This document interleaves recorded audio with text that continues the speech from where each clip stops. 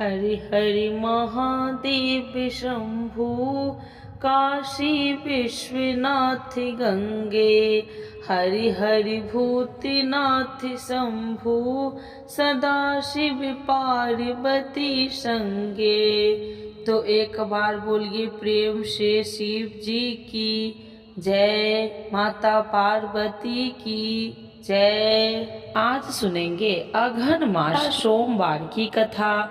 यह कथा सुनने से होगी मनोकामना पूर्ण। कथा के अनुसार एक समय की बात है, एक साहूकार था जो भगवान शिव का अनन्य भक्त था। उसके पास धन्य धान्य की कोई कमी नहीं थी, लेकिन उसके कोई संतान नहीं थी। इसी कामना को लेकर वह रोज शिव जी के मंदिर जाकर दीपक जलाया करता था। उसके इस भक्ति भाव को देखकर एक दिन माता पार्वती ने शिव जी से कहा, हे प्रभु, यह साहूकार आपका अनन्य भक्त है, इसे संतान का कष्ट है, आपको इसकी मदद करनी चाहिए। पार्वती जी की इच्छा सुनकर भगवान शिव ने कहा कि हे पार्वती, इस संसार में हर प्राणी को उसके कर्मों का फल मिलता है और जिसके भाग्य में जो हो उसे भोगना ही पड़ता है। लेकिन पार्वती जी ने साहूकार की भक्ति का मान रखने के लिए उसकी मनोकामना पूर्ण करने की इच्छा जताई। माता पार्वती के आग्रह पर शिव जी ने साहूकार को पुत्र प्राप्ति का वरदान तो दिया, लेकिन साथ ही यह भी कहा कि उसके बालक की आयु केवल 12 वर्ष होगी। माता पार्वती और भगवान शिव की बातचीत को साहूकार सुन रहा था। उसे न तो इस बात की खुशी थी और न ही दुख। वह पहले की भांति शिव जी की पूजा करता रहा। कुछ समय के बाद साहूकार के घर एक पुत्र का जन्म हुआ। वह बालक 11 वर्ष का हुआ तो उसे पढ़ने के लिए काशी भेज दिया गया। साहूकार ने पुत्र के मामा को बुलाकर उसे बहुत सारा धन दिया और कहा कि तुम इस बालक को काशी विद्या प्राप्ति के लिए ले जाओ और मार्ग में यज्ञ कराना। जहाँ भी यज्ञ कराओ वहाँ ब्राह्मणों को भोजन कराते और दक्षिणा देते हुए जाना। दोनों मामा भतीजा इसी तरह यज्ञ कराते और ब्राह्मणों को दान दक्षिणा देते काशी की ओर चल पड़े। रात में एक नगर पड़ा जहाँ नगर के राजा की कन्या का विवाह था, लेकिन उस राजकुमार से उसका विवाह होने वाला था। वह एक आंख से कन्हा था। राजकुमार के पिता ने अपने पुत्र के कन्हा होने की बात को छुपाने के लिए एक चाल सोची। साहूकार के पुत्र को देखकर उसके मन में एक विचार आया। उसने सोचा क्यों न इस बालक को दुल्हा बनाकर राजकुमारी से विवाह करा दूं। विवाह के बाद इसको धन देकर विदा कर दूंगा और राजकुमारी को अपने घर जाऊंगा। लड़के को दूल्हे के वस्त्र पहनाकर राजकुमारी से विवाह कर दिया। लेकिन साहूकार का पुत्र ईमानदार था। उसे यह बात अन्याय संगत नहीं लगी। उसने अवसर पाकर राजकुमारी की चुनरी के पल्ले पर लिखा कि तुम्हारा विवाह तो मेरे साथ हुआ है, लेकिन जिस राजकुमार के संग तुम्हें भेजा जाएगा वह एक आंख से कन्हा है। मैं तो काशी पढ़ने जा रहा हूँ। जब राजकुमारी ने चुनरी पर लिखी बातें पढ़ी तो उसने अपने माता पिता को यह बात बताई। राजा ने अपनी पुत्री को विदा नहीं किया, जिससे बारात वापस चली गई। दूसरी ओर साहूकार का लड़का और उसका मामा काशी पहुँचे और वहाँ जाकर उन्होंने यज्ञ किया। जिस दिन लड़के की आयु 12 साल की हुई उसी दिन यज्ञ रखा गया। लड़के ने अपने मामा से कहा कि मेरी तबीयत कुछ ठीक नहीं है। मामा ने कहा तू अंदर जाकर सो जाओ। शिव जी के वरदान अनुसार कुछ ही देर में उस लड़के के प्राण निकल गए। मृत भांजे को देख उसके मामा ने विलाप शुरू किया। संयोगवश उसी समय शिव जी और माता पार्वती उधर से जा रहे थे। पार्वती भगवान से कहा, स्वामी मुझे इसके रोने के स्वर सहन नहीं हो रहा।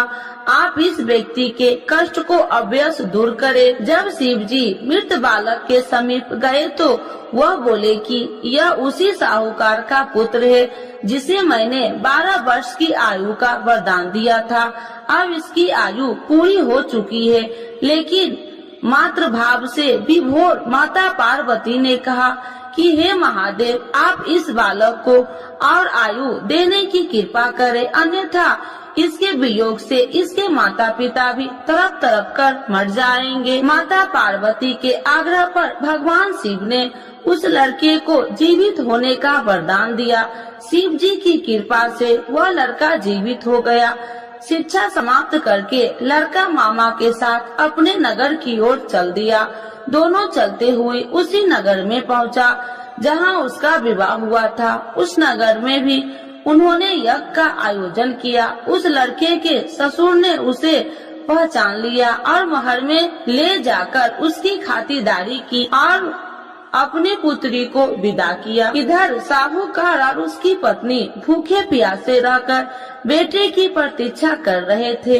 उन्होंने प्रण कर रखा था कि यदि उन्हें अपने बेटे की मृत्यु का समाचार मिला तो वह भी प्राण त्याग देंगे, परंतु अपने बेटे की जीवित होने का समाचार पाकर वह बेहद प्रसन्न हुई।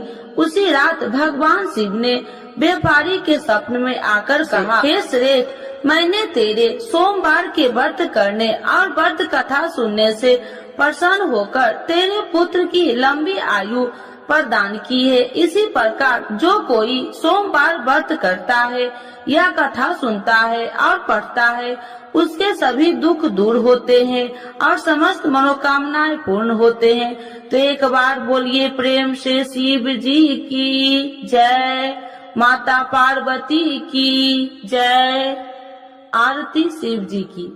ओम जय शिव ओमकारा, स्वामी जय शिव ओमकारा, ब्रह्मा विष्णु सदा शिव अर्धांगी धारा।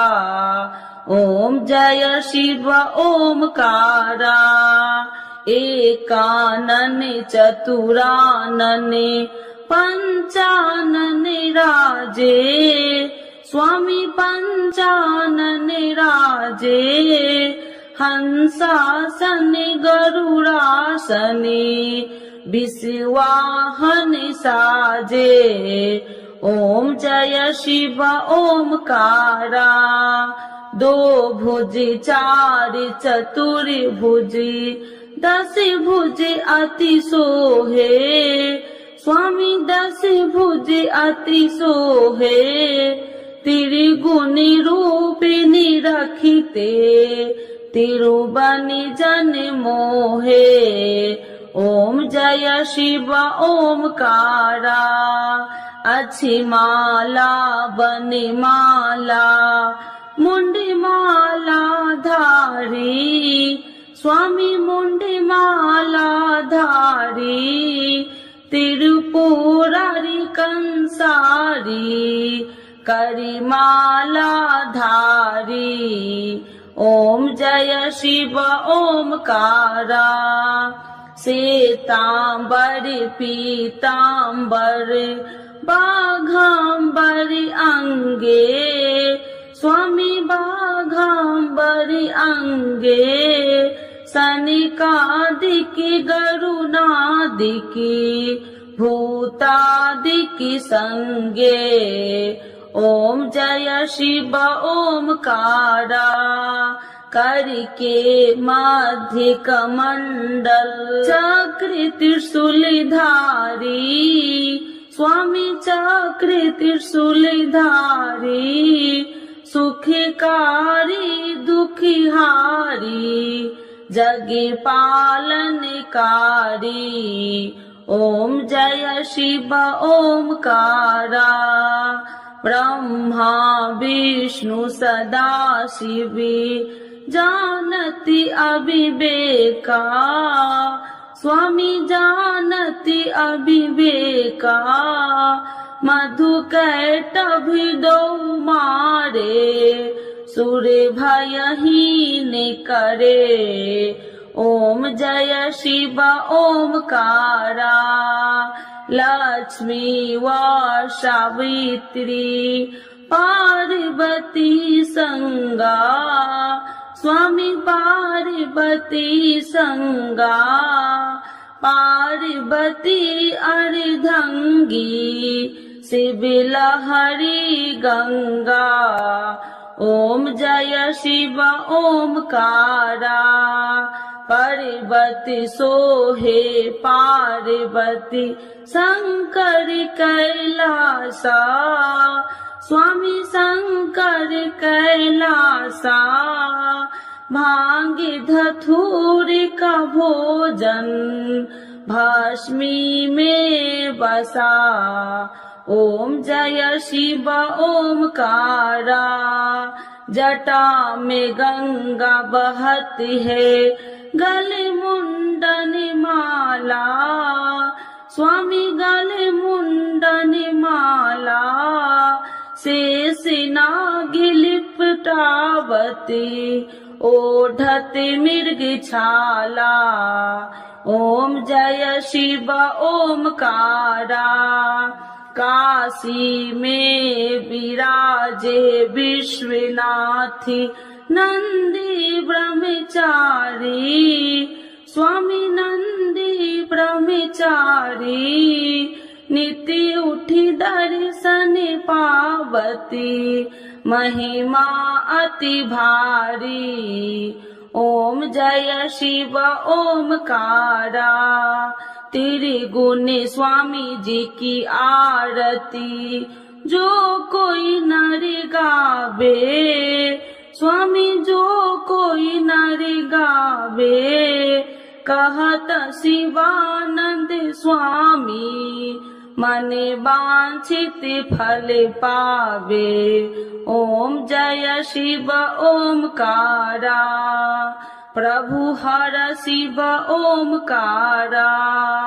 शिव जी की जय, माता पार्वती की जय।